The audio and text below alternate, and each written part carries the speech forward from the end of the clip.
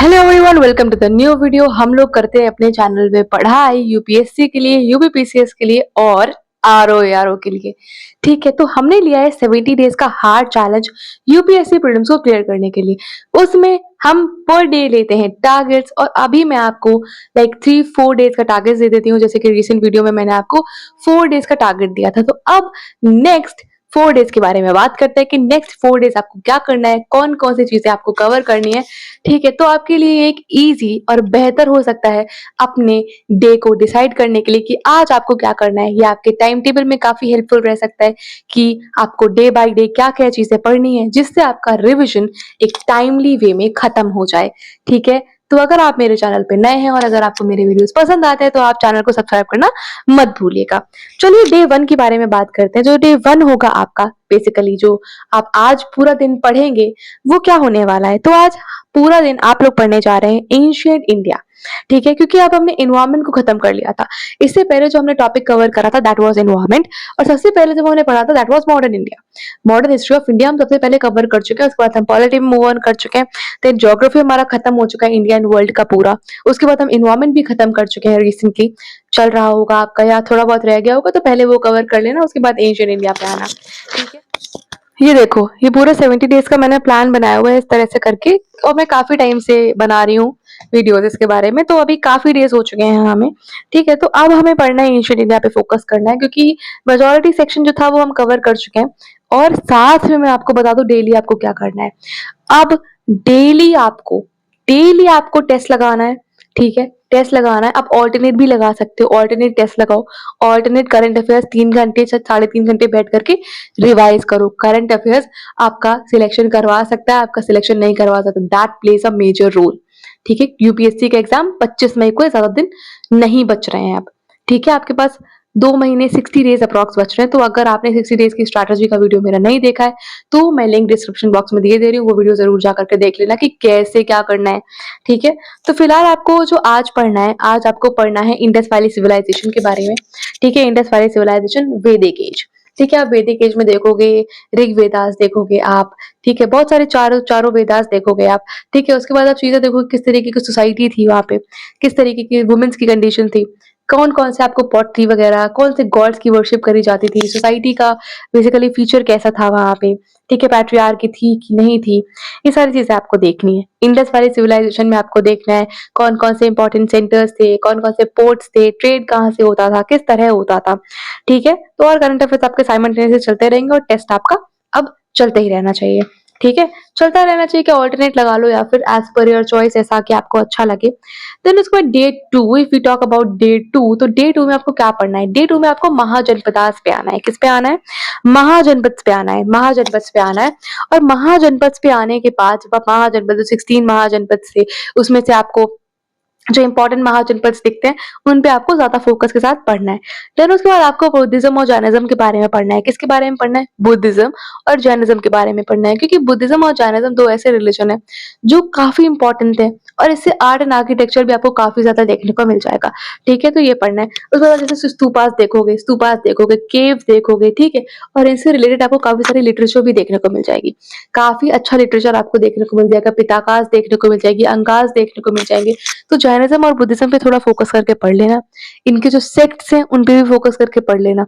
ठीक है, वज्रयान, महायान, हीनयान, ये सारी चीजें काफी इंपॉर्टेंट है। दिगंबर, श्वेतांबर जैनिज्म में, तो थोड़ा फोकस एरियाज के लेकर के पढ़ना। करंट अफेयर्स साथ में पढ़ते रहना, टेस्ट लगता है लगाते रहना। ठीक है, तो ये साथ में चलती रहेंगी।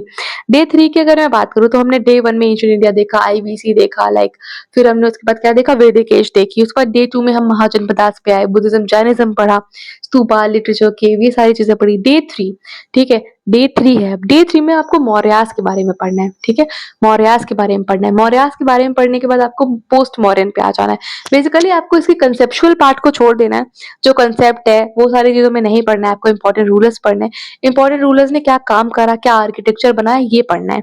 पूछा आपसे क्या जाएगा, कंसेप्ट में मत जाना कि इस तरह का था। ठीक है, थोड़ा बहुत कंसेप्ट याद कर लेना, बट थोड़ा फोकस इस पे भी रखना कि क्या बन रहा है। देखो यूपीएससी है, कंसेप्ट तो पूछेगा ही। ठीक है, तो कंसेप्ट पे चले जाना थोड़ा सा, मतलब पूरा अवॉइड मत कर देना, पर इतना डीपली मत चले जाना, हमें उसे रिसर्च नहीं करनी है उस पे, ठीक है? इतना पढ़ लेना काम का कंसेप्ट कि सोसाइटी वगैरह के बारे में पता हो, वुमेन्स की कंडीशन क्या पहले से डिग्रेड हुई, अपग्रेड हुई, क्या हुई, ये सारी चीज़ें पता हो, ठीक है? और क्योंकि मौर्यास जो थे उन्होंने आर्ट एंड आर्किटेक्चर में काफ़ी काम करा था, तो उस पे भी पढ़ लेना।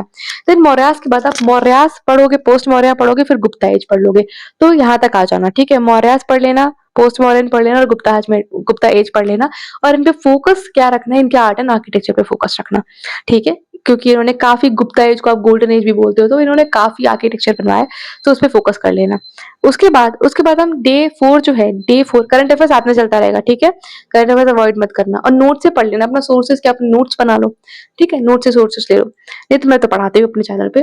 तो 4 जो डे 4 है आपका, जो 4 जो आपका दिन है, चौथा दिन जो है आपका, वो आपका फोकस जो उस दिन रहेगा वो है साउथ इंडिया पे फोकस, ठीक है? उस दिन आपका जो एक्सेप्शनल जो है चीज में पढ़ेंगे आप, उस दिन मैं भी पढ़ूंगी, वो रहेगा आपका साउथ इंडिया पे फोकस, क्योंकि साउथ इंडिया में आप चोलास, चेरास, ठीक है, पांड्यास देखते हैं।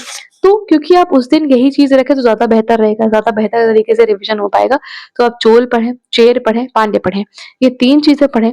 इसके बाद आपका जो साउथ इंडिया है, ठीक है, आप इसके साथ चाहते हैं तो इंपॉर्टेंट पर्सनालिटीज पढ़ सकते हैं, ठीक है? क्योंकि चोलास में आपको काफी सारी चीजें देखने को मिल जाएगी, ये जैसे कि ये जो नटराज का स्टैचू है, ठीक है, स्कल्पचर है बेसिकली ये जो नटराज का स्कल्पचर है ये काफी फेमस है, चोलास ने बनवाया था। उनका नेवल ट्रेड आपको काफी अच्छा देखने को मिल जाएगा, जो नेवी है वो काफी वेल डेवलप्ड आपको देखने को मिल जाएगी। इतने सारे टेम्पल्स आपको पता है चोलों ने बनवाए हैं, ठीक है? इनके बीच में लड़ाई भी हुई। और अगर आपके पास टाइम बचता है, तो आप विजयनगर एम्पायर भी साथ में पढ़ सकते हैं। अगर आपके पास टाइम बच जाता है तो आप विजयनगर तक भी जा सकते हैं, हरिहर बुक का, विजयनगर कौन सी रिवर के पे सिचुएटेड है बेसिकली ऑन द बैंक्स, ये सारी चीजें आप फोकस के साथ पढ़ सकते हैं। विजयनगर में क्या क्या, कौन कौन से लाइक फॉरेनर्स आते हैं, ठीक है, कौन कौन से फॉरेनर लॉरेट बेसिकली कह ही सकते हैं उनको, ट्रैवलर्स थे, कौन कौन से आते हैं, कौन कौन रूलर था उस टाइम पे आते हैं। तो ये सारी चीजों पे आपको फोकस करके पढ़ना है। देखो मैं बता तो देती हूँ आपको क्या पढ़ना है, बट मैं साथ में ये भी बता देती हूँ कि आपका फोकस क्या रहना चाहिए। देखो हम पढ़ रहे हैं और हम पढ़ ही रहे हैं, बट हमारा कोई फोकस नहीं है, सच हमें पता नहीं है कि हम क्या पढ़ रहे हैं।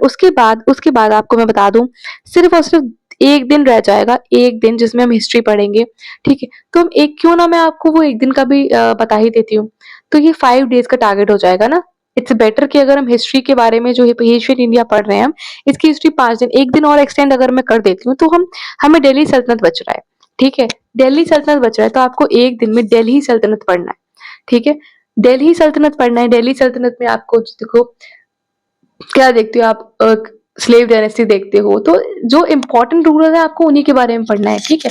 उसके बाद आप दिल्ली सल्तनत पढ़ लोगे डे 5 में दिल्ली सल्तनत के बाद आपको मुगल्स आ जाएंगे। तो मुगल्स में आपको तो जो आपका फोकस है ना, जो मुगल का मिलिट्री सिस्टम था, ठीक है, मुगल का मिलिट्री सिस्टम था, किस ऑफिसर को किस नाम से बुलाते थे, ये तो आपको ऋग्वेद में भी फोकस करके पढ़ना है, ठीक है? कि एंशियंट इंडिया में एक रेवेन्यू ऑफिसर था, उसको क्या बोलते थे, तो मुगल्स के टाइम पे जो आर्मी ऑफिसर था उसको क्या बोलते थे, मीर बख्शी कौन होता था, बाग दूघा कौन होता था, ये सारी चीजों पे आपको फोकस करके पढ़ना है।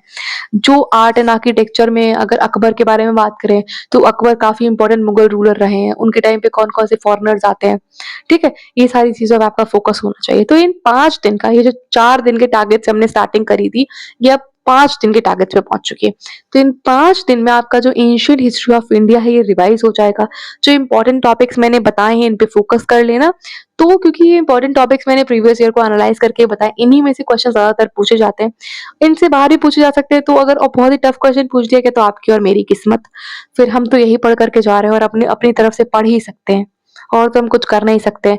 तो हम पढ़ने पे अपना ध्यान देंगे, करंट अफेयर साथ में हमारा पैरेलल चलता रहेगा, और इन बीच में हम टेस्ट भी लगा लेंगे। अगर 5 दिन का टारगेट है तो आप वादा करिए कि 3 टेस्ट तो लगा ही लेंगे आप, ठीक है?